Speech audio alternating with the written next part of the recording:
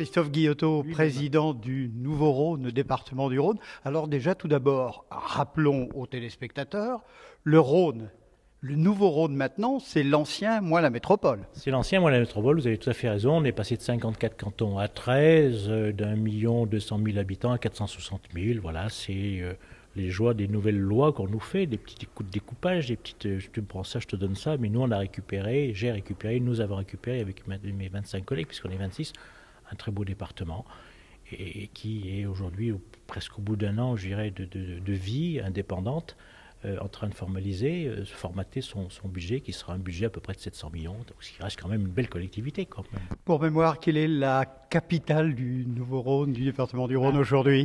Elle est en cheminement de validation de l'État, et nous avons validé, après avoir reçu la demande de l'excellent maire de Villefranche-sur-Saône, Bernard Perrut, parlementaire également. Voilà, que je connais depuis très longtemps, parce qu'il se trouve que je suis de Villefranche, et que j'ai même eu son père comme professeur. Donc Villefranche nous a demandé qu'il soit reconnu, c'était très légitime, c'est la ville la plus importante du département, 33 000 habitants. Nous avons ici voté à l'unité, nous avons transmis au ministre de l'Intérieur, qui m'a accusé de réception, et c'est dans le cheminement, je dirais, pour qu'elle soit après entériné par le Conseil des ministres. Échelon, dans combien de temps? Alors, je pense qu'en ce moment, le Conseil des ministres est peut-être chargé d'événements je dirais, pour lesquels la France a été soumise, qui fait que ce n'est pas forcément le dossier le plus urgent, mais j'ose espérer qu'avant 2017, parce qu'il paraît qu'il y a des événements nationaux en 2017, cette décision sera formalisée. Voilà.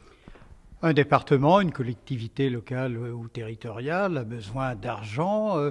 Vous parliez d'un budget délicat, mais malgré tout d'un budget maîtrisé et d'un budget d'avenir. Quelques mots sur le budget du Rhône. Le budget du département était historiquement à 1,7 milliard, il va passer à 700 millions.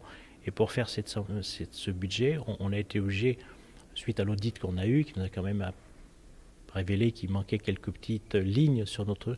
faire des choix. On a fait des choix sur les routes, on a fait des choix sur le personnel. Vous savez, dès qu'on sort tel ou tel poste, ça fait tout de suite des milliers d'euros. Mais malgré tout, le personnel, Christophe Guillotot, une grande partie est partie ou a été transférée dans la métropole. Oui, il y avait, avant que j'arrive, 7000 agents et donc 4000 qui sont partis. Quand je suis arrivé, moi, le 2 avril, il y avait 2043 agents. Aujourd'hui, on est à peu près à 2000. Mais une collectivité avec 2000 personnes, ça vit, ça bouge. Les gens demandent des mutations. Il y a aussi des départs à la retraite. Il y a des contrats. Il y a eu beaucoup de CDD qui ne sont pas renouvelés. On est sur un étiage aujourd'hui à 2000. Il faut qu'on fasse encore un petit effort. Ce département avait une masse salariale importante, à peu près par rapport à un département de même taille, 200 agents de plus, qui était dû au positionnement sur les territoires. Le département est présent sur les territoires, ce qui n'est pas le cas d'autres départements. Donc il faut qu'on reformate et peut-être qu'on ramène certaines choses en centrale et qu'on redessine peut-être les contours de notre présence sur les territoires de façon à économiser. Sur les territoires et les fameux cantons qui seront le pilier de ce département. Alors les cantons sont le pilier, je dirais, électoral.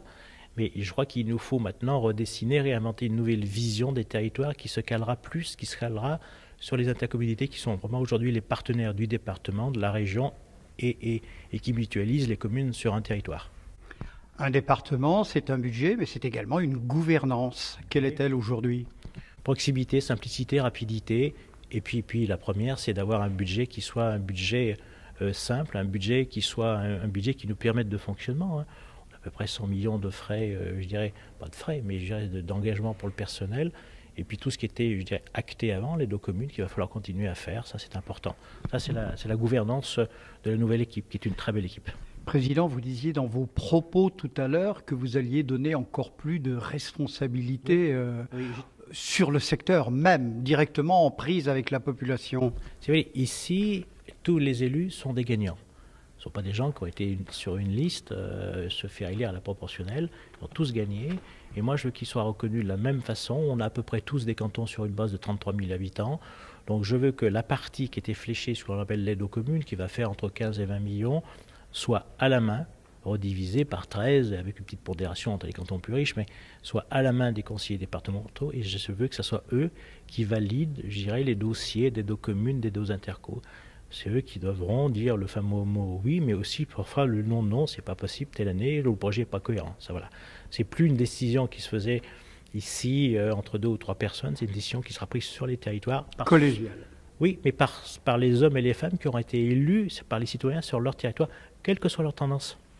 Comme vous l'avez dit, ici, sur la métropole, toutes les administrations sont là, toutes les grandes universités, les facultés, les hôpitaux de renom mondiaux sont ici. Mais nous, on a notre réexistence avec des territoires comme le Beaujolais qui ont une spécificité, qui sont connus dans le monde entier, avec Saint-Exupéry, que certains qualifient d'aéroport de Lyon. Non, c'est l'aéroport Saint-Exupéry qui est sur le territoire du Rhône. Et puis des grands noms, je dirais de la médecine, je dirais de la pharmacie. Et de l'agroalimentaire aussi. Et de l'agroalimentaire. Vous avez complètement, je vois là, l'épicurien que vous êtes, avec des noms comme Côte-Rôtie, Beaujolais, Coteaux du Lyonnais, mais aussi des spécificités agroalimentaires, avec des communes comme Saint-Martin-en-Haut, plus grosse production laitière de France en zone de montagne. Plus sur cette commune, plus encore 110 exploitations agricoles, qui sont déjà des gens qui ont un savoir-faire, qui sont aussi ceux qui rentrent dans les circuits cuirs. Et c'est ceux qu'on retrouve sur tous les marchés de Lyon. À Saint-Antoine, ce sont que des gens des Monts et Coteaux du Lyonnais. C'est ça aussi qu'on regarde. C'est un département qui doit profiter de la métropole, mais la métropole doit considérer qu'à côté, elle a un département qui demande à être son partenaire et qui veut être respecté. Christophe Guillotot, merci. On a bien compris que le département du Rhône est le département, LE en majuscule. Grande majuscule, hein, je dirais. On pourrait écrire chez les moines enlumineurs avec des pleins et des déliés. Merci.